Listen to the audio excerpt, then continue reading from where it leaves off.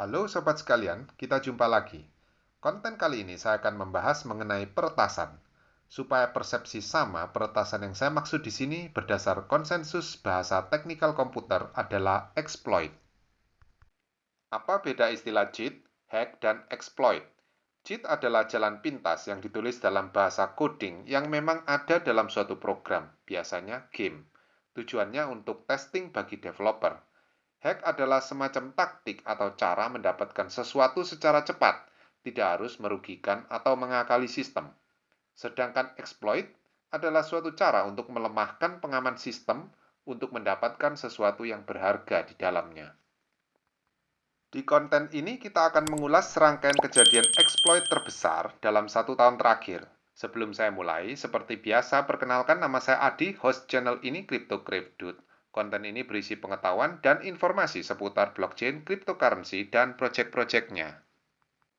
Bila waktu Anda sedikit untuk menonton seluruh isi konten, gunakanlah fitur show transcript yang ada pada deskripsi konten agar Anda bisa melompat ke bagian-bagian yang Anda ingin ketahui saja. Ayo, kita mulai. Sebuah firma analisis industri, Chainalysis, melaporkan bahwa bulan Oktober 2022 telah menjadi bulan bersejarah dalam aktivitas peretasan kripto. Dalam 13 hari bulan Oktober ini saja telah terjadi 11 peretasan dalam blockchain layer 2 protokol DeFi melalui aksi-aksi exploit dan total kerugian mencapai 718 juta US dollar. Angka kerugian gabungan ini melampaui besaran peretasan tunggal pada Ronin Bridge aksi Infinity sebesar 622 juta US dollar di bulan Maret tahun ini. Dalam kecepatan seperti ini, 2022 jelas akan melampaui rekor tahun 2021 dalam rekor peretasan. Sejauh ini sudah lebih dari 3 miliar US dollar melalui 125 peretasan di tahun 2022 ini. Chainalysis membandingkan sifat exploit yang terjadi di 2019 berbeda dengan saat ini. Di tahun itu kebanyakan peretasan terjadi pada exchanger-exchanger sentral dan saat ini mereka lebih menyasar protokol DeFi dan jembatan antar chain. Di minggu lalu saja terjadi exploit beruntun yang terjadi pada Mango Market, Temple DAO, dan QAN Platform. Total kerugian dari platform DeFi derivatif Mango sebesar 100 juta dolar, protokol yield farming Temple DAO sebesar 2,34 juta dolar, dan blockchain layer 1 quantum resistant QAN platform sebesar 1 juta dolar. Di awal bulan, Binance Smart Contract Chain juga terkena serangan exploit 566 juta US dollar dan Transit Swap sebesar 28 juta US dollar menambah rekor di bulan Oktober ini. Reg Database DeFi Yield melaporkan jumlah uang hilang akibat exploit dan rug pull di dunia kripto melompat 200% dalam sebulan terakhir. Dan total semua kerugian mulai awal mula adanya kripto sampai sejauh ini adalah 61 miliar dolar menurut dashboard mereka. Tapi angka ini menghitung kolapsnya Terra dengan angka 40 miliar dolar termasuk di dalamnya. Jumlah TVL pada semua ekosistem DeFi mengalami penurunan nilai 71,5% dari puncaknya di Desember 2021 sebesar 214 miliar US dollar. Per hari ini, menurut DeFi lama, TVL semua DeFi sebesar 53,99 miliar US dollar. Penurunan ini tidak berkorelasi dengan peretasan atau exploit, tetapi sebagai hasil menurunnya harga aset kripto. Market kripto turun dengan persentase serupa, yaitu 69% dalam periode waktu yang sama, jatuh 3 triliun dolar di November ke 900 lebih miliar per hari ini. Angka kerugian yang sesungguhnya seringkali lebih kecil dari angka yang disebutkan tadi, karena bisa jadi terjadi negosiasi untuk pengembalian kripto yang diambil setelah dipotong untuk pampasan atau bounty bagi pelaku exploit. Perkembangan terakhir kasus Mango DeFi beberapa hari terakhir, pelaku exploit telah mengembalikan 67 juta dari seratusan juta US dollar yang diambil dan meminta sisanya untuk dirinya sebagai imbalan. Selanjutnya, komunitas pemerintahan Mango atau Mango DAO akan melakukan pemungutan suara untuk mekanisme pengembalian dana ini kepada para deposan dalam pool. Peretas Transit Swap yang melakukan exploit terhadap 28 juta US dollar juga telah mengembalikan 18,7 juta US dollar.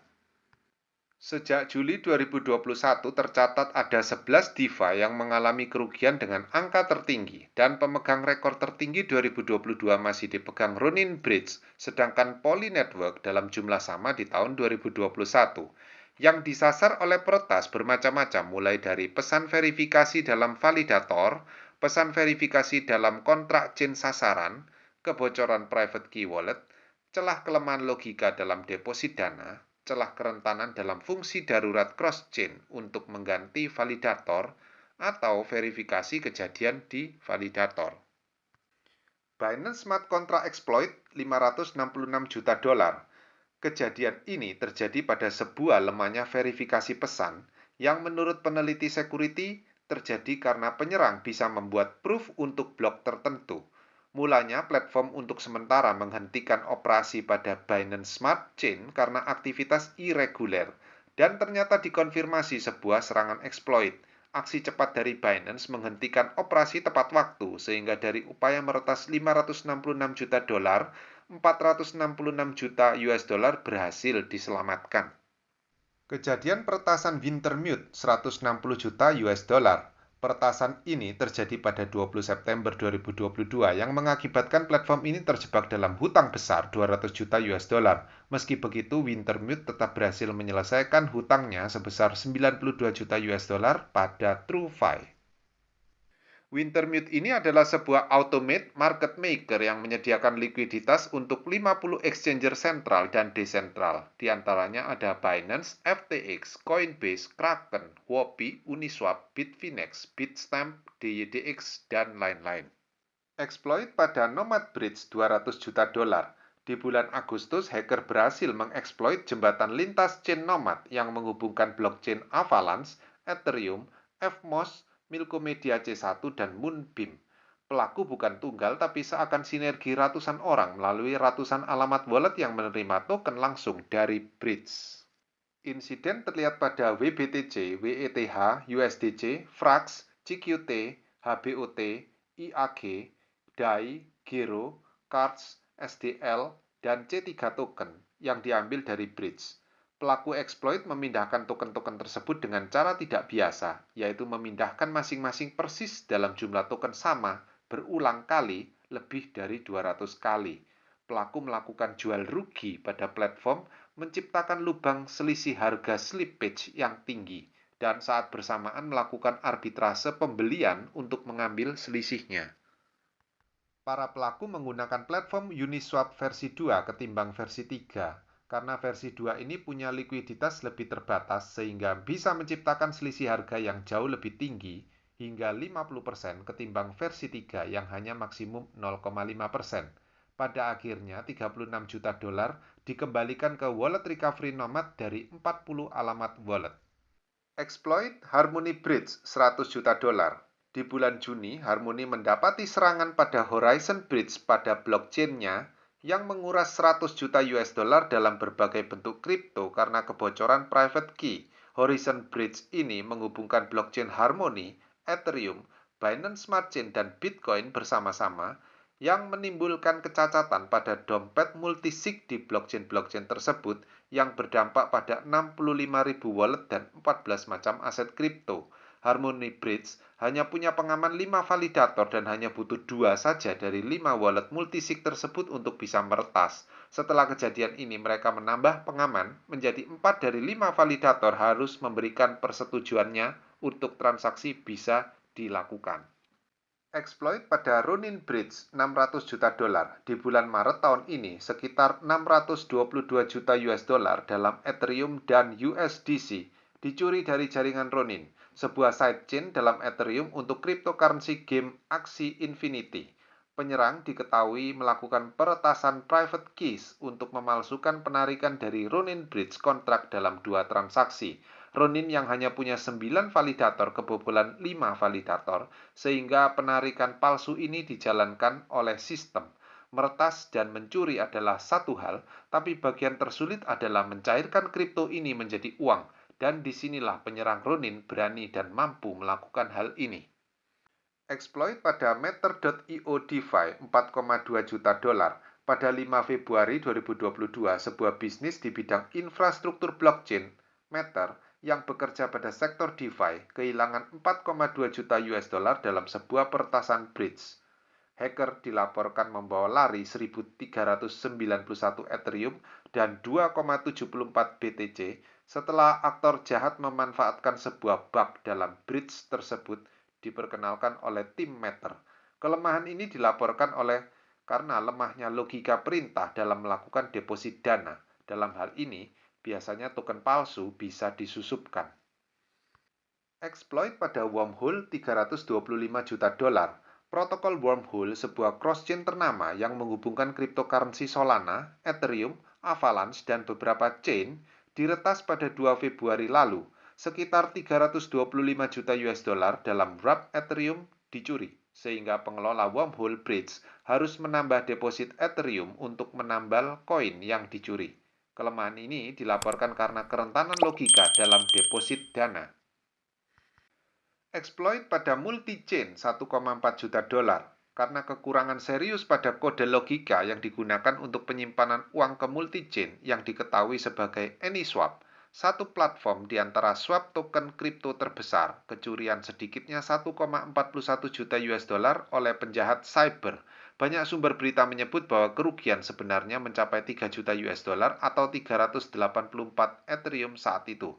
Tetapi white hacker mengembalikan sebagian besar dana yang dicuri. Untuk melindungi dana mereka, multi-chain disarankan penggunanya untuk menghapus persetujuan mereka dalam wrap Ethereum, Peri, OMT, wrap BNB, Matic, dan AVAX. Apabila transaksi mereka atas 6 aset ini ada di dalam router telah disetujui. Exploit pada Qbridge 80 juta dolar. Qubit Finance terkena exploit pada 28 Januari setelah aktor licik dilaporkan melakukan exploit pada protokol DeFi untuk minting token dalam jumlah tak terbatas dalam platform berbasis Binance Smart Chain. Kerentanan logika dilakukan dengan exploit beberapa kali untuk meningkatkan jarahan, yang totalnya hampir 80 juta dolar. Membuat hack ini termasuk yang terbesar dalam rek database DeFi Yield. Hacker membuat platform berpikir bahwa mereka telah memasukkan aset, padahal mereka menukar aset itu ke Binance Coin dan menghilang. Exploit pada Poly Network 600 juta dolar. Poly Network mengumumkan melalui Twitter pada Agustus 2021 bahwa itu adalah serangan dalam jaringan Binance, Ethereum, dan Polygon.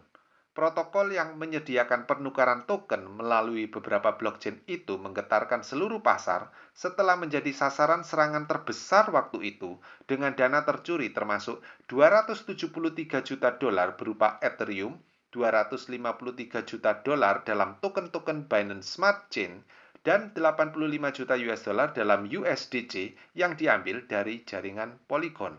Akan tetapi hacker Mr. Whitehead mengembalikan hampir seluruh dana tersebut. Exploit pada ChainSwap 8 juta US dollar. Platform cross-chain yaitu ChainSwap juga terkena exploit 8 juta dolar di Juli 2021 yang mempengaruhi setidaknya 10 proyek. Peretasan ini juga mempengaruhi protokol forecast opsi Room token yang diatur pengguna.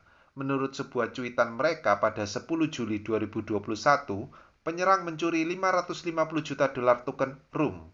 Ini serangan exploit kedua dalam bulan yang sama yang terjadi karena kekurangan pada pesan verifikasi di kontrak target chain.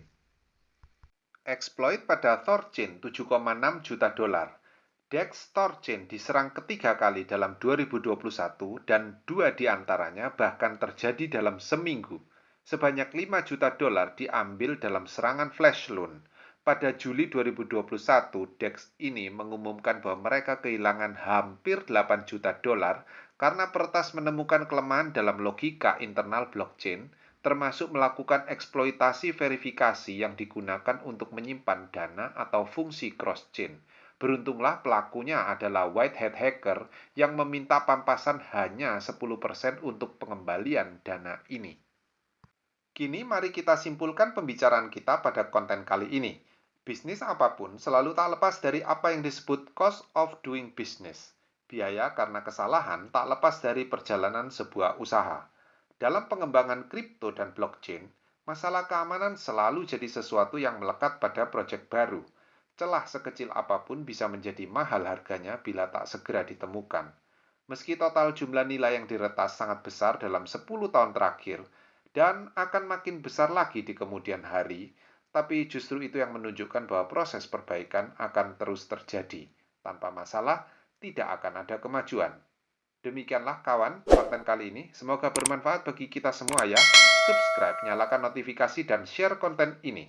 Terima kasih.